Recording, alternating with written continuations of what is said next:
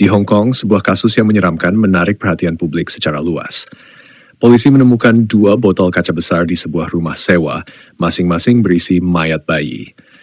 Pemandangan yang sangat aneh ini tampak seperti adegan dalam film horor Tiongkok, mengejutkan dan mengganggu. Pada 8 Maret 2024, pemilik rumah di Mei Heng Building, San Hui, Tuen Mun, Hong Kong, menghubungi petugas kebersihan untuk membersihkan sebuah rumah sewa yang sudah lama tidak dihuni. Pemilik menyebutkan bahwa sepasang kekasih menyewa rumah tersebut pada akhir tahun 2022, tetapi sudah 6 bulan tidak membayar sewa. Setelah membatalkan kontrak, pemilik memutuskan untuk membersihkan rumah agar dapat disewakan kembali. Setelah petugas kebersihan memasuki ruangan dan mengangkat selembar kain putih, ia terkejut dengan pemandangan di depannya.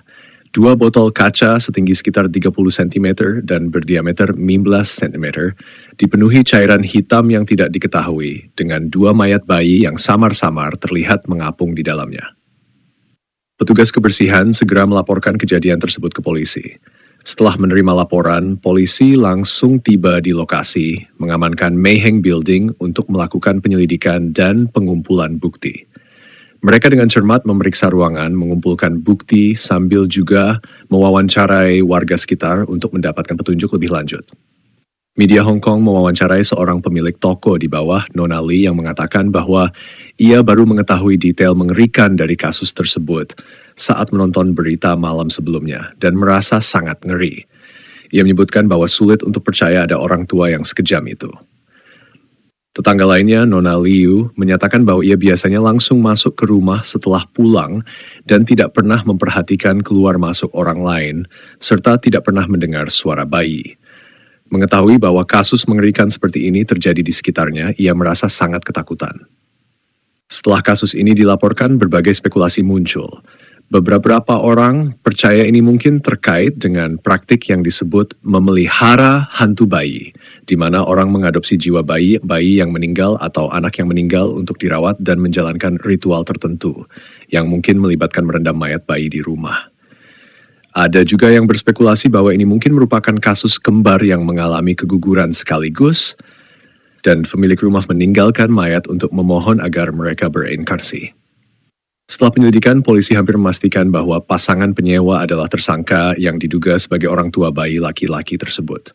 Namun yang membingungkan adalah mereka tidak dapat menemukan catatan kelahiran anak tersebut. Polisi segera menangkap pasangan tersebut karena diduga mengelola mayat secara ilegal.